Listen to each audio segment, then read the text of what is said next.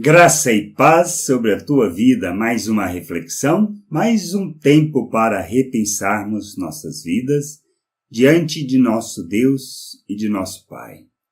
Caminho a seguir. O que podemos ler sobre isso em Salmos 1, do versículo 1 ao 3. Essas coisas nos ajudam a entender a vontade de Deus, compreender seu querer e a repensarmos nossas atitudes. Diz assim: bem-aventurado o homem que não anda no conselho dos ímpios, não se detém no caminho dos pecadores, nem se assenta na roda dos escarnecedores. Antes, seu prazer está na lei do Senhor, e na sua lei medita de dia e de noite.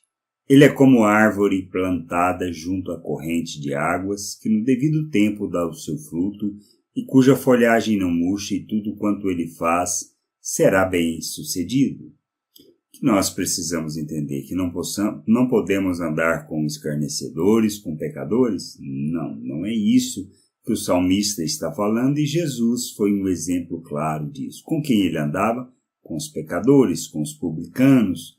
E nós precisamos entender que é este o nosso papel, sermos imitadores de Cristo, andarmos com as pessoas que precisam de cura, que precisam conhecer a verdade, que precisam ter o seu entendimento iluminado para que possam ser conduzidos na vontade do Pai.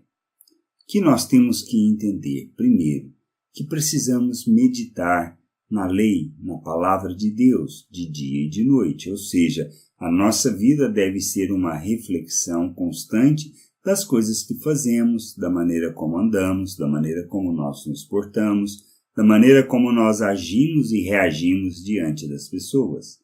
Se trata de conhecer a vontade de Deus, conhecer a Deus, conhecer na plenitude da sua vontade, de seu querer, e amadurecermos, baseando nossas vidas naquilo que nós compreendemos que está escrito na palavra, que iluminou o nosso entendimento e que nos conduziu a rejeitarmos as obras das trevas. Jesus andou com o pecador, mas ele não foi influenciado pelos pecadores.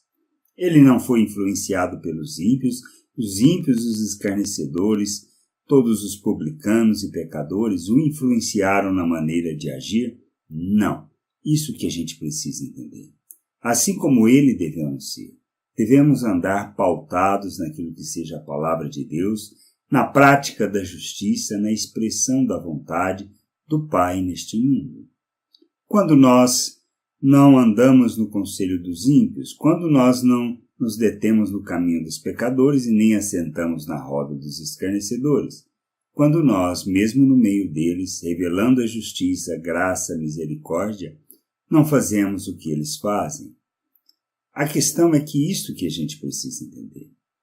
Viver neste mundo como um ser espiritual, entendendo que somos espirituais em Deus, que Ele nos fez nova criatura, que nos conduziu à maturidade, ao conhecimento da sua vontade, que revelou Ele a nós, e nós nos submetemos à sua vontade, implica que nós conhecemos Deus e, como seres espirituais, nós não praticamos as mesmas obras.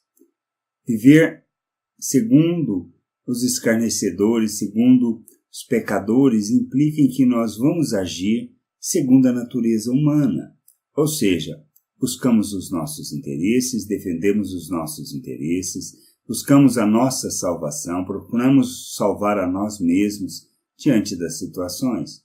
Mas não é nisso que nós somos chamados para ser. Somos chamados para revelar Deus, revelar o Pai, praticarmos a justiça, ou seja, repartirmos aquilo que temos recebido, sejam no aspecto espiritual, seja no aspecto material.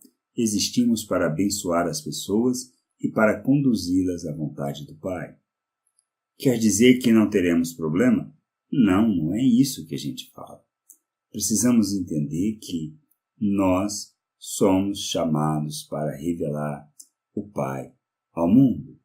Que a gente possa crescer, que a gente possa amadurecer e entender que, vivendo segundo a palavra, buscando o conhecimento, meditando nesta palavra e buscando de Deus conhecimento da sua vontade de forma plena, seremos como uma árvore plantada junto ao ribeiro de água. Daremos frutos, revelamos o Pai, manifestamos sua glória, e não andaremos segundo o conselho de uma sabedoria natural que não traduz a vontade do Pai. O que nos move é a vontade do Pai. E a gente precisa entender e crescer nisso, amadurecer para que a gente viva segundo o caminho que o Pai planejou para nós antes mesmo dos tempos eternos, para vivermos para a glória, para louvor do seu nome, para a glória do seu nome. Que a gente possa entender isso, crescer nessas coisas e amadurecermos, para que o Pai seja louvado. Graça e paz sobre a tua vida. Amém.